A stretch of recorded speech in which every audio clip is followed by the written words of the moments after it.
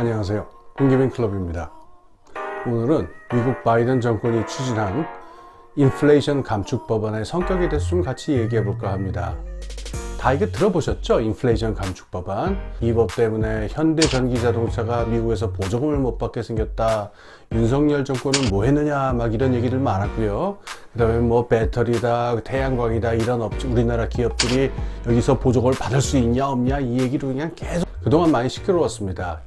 그런데 우리나라 매체들이 잘 이야기하지 않는 좀 이상한 점이 있습니다. 이 법안의 이름은 왜 인플레이션 감축법일까요? 그러니까 자동차 보조금법도 아니고 배터리 보조금법도 아니고 왜 인플레이션 감축 법안인지 설명하는 매체 보도를 제가 보지 못했던 것 같습니다. 한 가지가 또 있습니다. 이 인플레이션 감축 법안의 핵심적인 내용은 보조금을 주는 게 아니고요. 증세라는 점입니다. 이 점에 대해서 초점을 맞추고서 얘기하는 보도를 제가 보지 못했습니다. 오늘 제가 인플레이션 감축 법안의 진정한 성격이 무엇인지, 그리고 거기에 담겨있는 증세 정책의 중요한 메시지가 무엇인지에 대해서 짧게 함께 생각을 나눠보고자 합니다.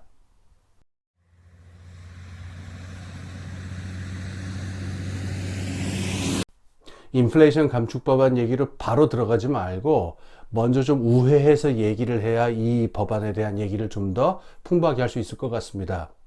바로 금리 인상에 대한 걱정인데요. 여러분 괴로우시죠? 이놈의 금리는 언제까지 오르는 거야? 이 물가도 오르고 금리도 오르고 괴로우시죠? 그런데 뭐 어쩔 수 없었습니다. 작년, 그러니까 2021년에 뭐 세계적인 물가 현상이 나타나고 올해 이게 본격화되니까 초동 대응으로서 미국이 금리 인상으로 대응하지 않을 수 없는 측면이 있었고, 그 다음에 뭐 다른 나라들, 우리나라 같은 경우도 뭐 별수 있나요? 환율 걱정도 있고 그러니까 그야말로 뱁새가 황새 따라가는 심정으로 계속 따라갈 수밖에 없었던 면은 있습니다. 그런데 언제까지 이걸 계속해야 될까요? 자, 벌써 0.75를 4번씩 자이언트 스텝을 밟으니까 지금 미국 안에서도 불만의 목소리가 나옵니다. 엘리자베스 워렌이라든가 버니 샌더스 같은 정치인들도 그만 올려라 라고 하는 얘기를 강하게 하고 있고, 미국의 산업계 안에서도 더 이상의 금리 인상은 무리가 아니라는 얘기 지금 나오고 있습니다. 그리고 아까 말씀드린 그 다른 나라들, 즉 뱁새들, 이쪽은 상황이 좀 더 심각한 것 같아요. 이걸 보여주는 한 예가 있는데요. 캐나다 중앙은행이 원래 미국의 그 연준보다 더 이 물가 인상에 대한 금리 인상 이야기에 있어서는 매파, 즉 강경한 입장이었던 걸로 알려져 있는데요.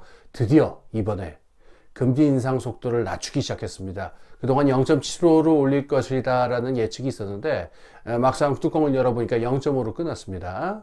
게다가 미국의 FOMC, 그러니까 우리나라의 금융통화위원회에 해당하죠. 위원들 안에서도 이거 조금 상황 봐가면서 좀 속도 조절해야 되는 게 아니냐 이런 얘기가 지금 나오고 있대요. 특히 이게 지금 걱정이 되는 나라들은 부채가 많은 나라들이죠. 우리나라도 예외가 아닙니다. 우리나라 정부 부채는 좀 적을지 모르겠는데 가계부채 엄청납니다. 더 큰 위험이 있는데 지난번 저희 동영상에서 말씀드렸듯이 부동산 PF, 그러니까 프로젝트 파이낸싱 문제가 아주 무겁게 다가오고 있고 지금 채권 시장에도 어두운 그림자를 들이우고 있죠. 이런 상황들을 보게 되면은 금리 인상 이게 도대체 언제까지 가능한 거냐 이런 얘기가 나오지 않을 수가 없습니다. 거기다가 질문이 하나 더 있습니다.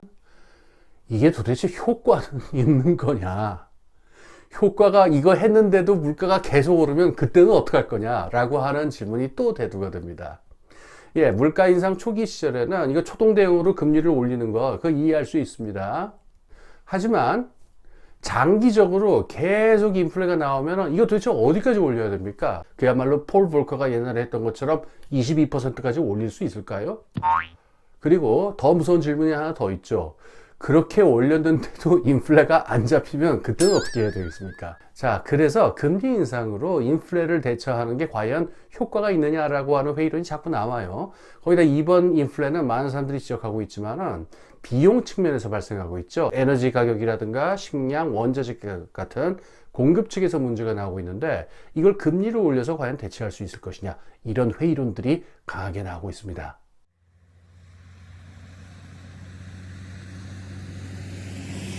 MMT라고 알려져 있는데요. 이른바 현대화폐 이론 학파라고 하는 미국의 한 그룹의 경제학자들은 분명히 이렇게 이야기합니다.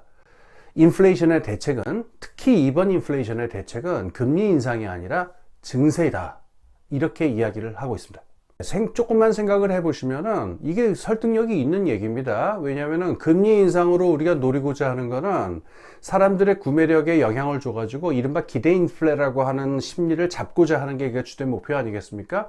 그런데 세금을 올린다고 하더라도 똑같이 사람들의 구매력을 갖다가 감소를 시키면서 이 기대 인플레이션을 잠재우는 효과가 있으니까 말이 되는 이야기다라고 볼 수가 있습니다.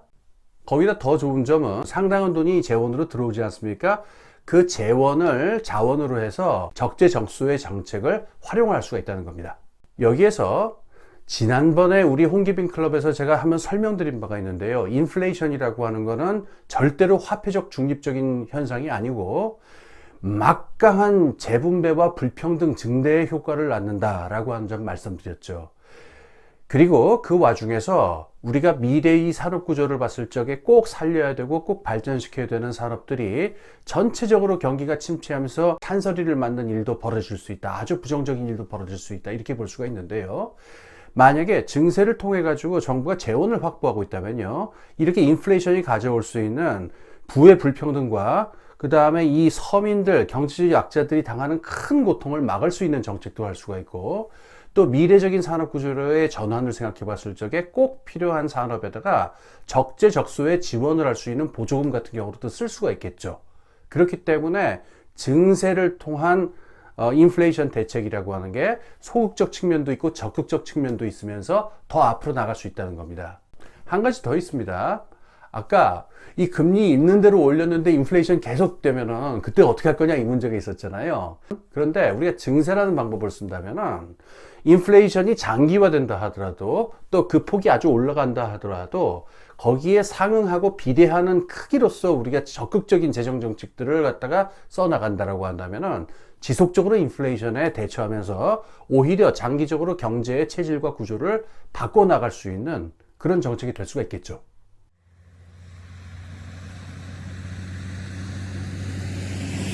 이제 우리 얘기가 처음 시작됐던 미국의 인플레이션 감축법에 대한 이야기를 할 수 있을 것 같습니다. 이 감축법이 왜 중요하고 어떤 의미가 있는지 이제 보겠습니다. 이 인플레이션 감축법의 큰 내용을 한 4가지 정도로 이야기할 수 있습니다. 첫 번째로는 부유층과 대기업의 대대적인 증세를 행한다. 이게 첫 번째입니다. 자, 두 번째는 미국 국민들이 사용하는 그 처방약들 있죠? 이 처방약들의 약값을 갖다가 낮춰가지고 이 미국 사람들의 복지를 확보한다 라고 하는 겁니다. 자, 세 번째는 아까 말한 그 보조금 뭐 이런 문제들이랑 연결되는데요. 미국이 기후위기라든가 에너지 위기 같은 위기를 맞아서 산업의 구조를 전환하는 데 도움이 되는 중요한 산업들, 전기자동차, 배터리 이런 데에다가 보조금을 지급한다. 이게 세 번째 내용입니다. 자, 그 다음 네 번째 내용은요. 미국의 이제 그 의료보험이 지금 도입이 되어 있죠. 여기에 가입자들이 가입기간을 연장할 수 있도록 큰 보조금을 준다. 이런 내용을 담고 있습니다. 자, 이제 제가 왜 이 인플레이션 감축법안 전에 이렇게 여러 가지 인플레이션의 금리 인상이냐 증세냐라고 하는 얘기를 설명드렸는지 이해가 가실 거예요. 이 법안의 내용이 방금 제가 말씀드린 것하고 궤를 같이 하고 있습니다. 증세를 많이 해가지고 돈을 확보를 하고 이걸 통해서 경제에서 과도하게 존재하는 어떤 구매력이라든가 이런 것들을 최대한 흡수를 해나가면서 이걸 재원으로 삼아가지고 최대한 불평등을 완화시킬 수 있도록 미국 국민들의 복지를 확보하는 데도 쓰고, 또 미국의 산업 구조가 미래적이 될 수 있는 그런 적극적인 산업 정책에도 쓰고 하는 구조로 되어 있다는 겁니다. 지금 이 4가지 내용 중에서 가장 큰 덩어리를 차지하고 있고 가장 큰 방점이 찍혀 있는 것은 부유층과 대기업에 대한 증세라는 점입니다. 미국의 법인세가 지금 뭐 21% 형식상으로는 이렇게 돼 있습니다만은 미국의 그 재정 구조라고 하는 게 뭐 세액공제라든가 뭐라든가 해가지고 이 특히 대기업들이 이리저리 빠져나갈 수 있는 구멍들이 너무 많아가지고요. 실제 실효세율은 10%조차 되지 않는 경우가 많다라고 하는 건 익히 알려진 사실입니다. 근데 이번에 인플레이션 감축법에서는 무슨 수를 쓰더라도 실효세율이 15% 이하로 내려가지 않도록 만드는 것이 아주 중요한 내용을 차지하고 있습니다. 또 미국 대기업들이 걸핏하면 하는 일들이 있죠. 자사주 매입. 이런 걸 했을 경우에도 여기에도 세금을 매기겠다. 그리고 아주 높은 고소득층들이 이런저런 절세니 탈세니 하는 이름으로 벌이는 짓들에 대해서도 최대한 강경하게 하겠다라고 해서 이 증세를 통해서 확충하고자 하는 재원이 무려 7,370억 달러입니다. 자, 여기에 바로 제가 이 인플레이션 감축 법안을 얘기해서 꼭 얘기하고 싶은 부분이 있습니다. 자, 이렇게 7,370억 달러 재원을 확충했으면은 뭐 쓰는 돈 규모는 더 크지 않을까 이렇게 예측하실 수 있습니다만은 향후 10년간의 계획을 보게 되면은 지출 계획으로 잡혀 있는 돈은 4,730억 달러에 불과합니다. 즉, 이 법안 전체의 내용을 보자면요, 3천억 달러 정도의 차액이 정부 재정을 건실하게 하는데 쓰이고 있습니다. 그래서 이 법안의 이름이 인플레이션 감축 법안으로 되어 있는 것입니다. 우리가 인플레이션에 대해서 대처하는 그 정책이 단기적인 대응으로는 금리 인상도 물론 필요하지만은 보다 중장기적인 준비로서는 증세로의 재정 구조 전환이라고 하는 것을 생각할 수 있다는 것 분명히 알 수가 있습니다.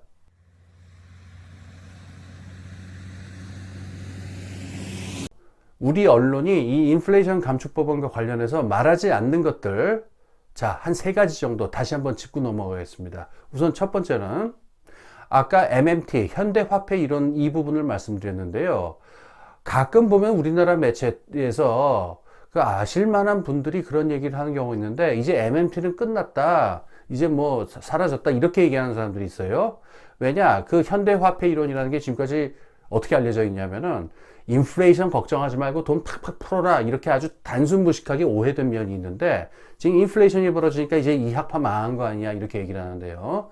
자, 작년에 미국 하원에 예결위원장이 있습니다. 야무스 의원이라고 있는데, 이 사람이 했던 인터뷰를 보게 되면은 이 현대화폐 이런 부분을 명시적으로 얘기를 하면서 예산의 방향에 있어 갖고 비슷한 궤를 같이 하는 사고방식을 보여주고 있습니다.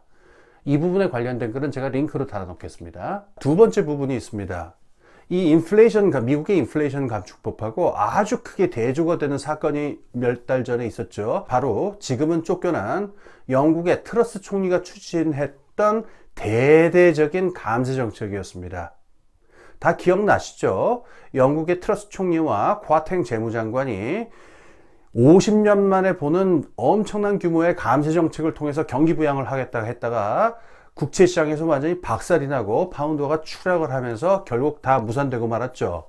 자, 이 두 정책을 대비해서 한번 보십시오. 똑같이 지금 상황에서 정부가 어떤 역할을 한다고 나섰는데, 미국의 인플레이션 감축법은 분명한 증세 내용을 담고 있고 영국은 분명한 감세 내용을 담고 있습니다. 자, 그 결과가 어떻게 됐는지를 한번 보십시오. 자, 이렇게 보면 인플레이션에 대한 대책으로서 증세라고 하는 것이 이게 황당한 이야기가 아니다라는 것 분명히 지금 현실적으로 나타나고 있습니다. 마지막 세 번째 하나 말씀드리겠습니다. 지금 우리나라 윤석열 정부의 경제 관료들이 추진하고 있는 감세 정책의 문제입니다.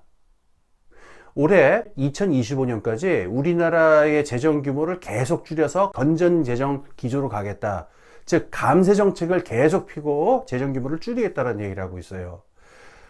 여러분, 우리가 영국이 그런 정책을 취하다가 어떻게 되는지를 봤고, 지금 미국은 반대 방향으로 가고 있는데, 왜 우리나라에 있는 관료들, 그리고 우리나라에 있는 경제 담론은 이 문제에 대해서 함구하고 토론하지 않고 있는 것일까요? 자, 여기서 더 길게 이야기하자면은, 뭐 한이 없으니까 여기서 오늘은 이야기를 줄이겠습니다. 인플레이션에 대한 걱정, 금리 인상만이 아니고 증세도 적극적으로 생각해 볼 때일 것 같습니다. 처음에 제가 얘기를 꺼냈을 때는 좀 낯설었죠. 인플레이션 대책이 증세? 이건 낯설었지만 지금 이걸 낯설게 볼 상황이 아니라는 생각 이젠 좀 하실 수 있을 것 같습니다. 더 많은 이야기들, 더 많은 쟁점들이 있습니다만 오늘은 여기서 줄이겠습니다. 증세라고 하는 것 아주 섬세하고 세심하게 준비해야 되니까 많은 토론이 필요합니다. 이걸 같이 고민하시고 싶은 분들은 호시탐탐 스탠바이 우리 홍기빈 클럽에 와주십시오. 지금까지 홍기빈 클럽이었습니다.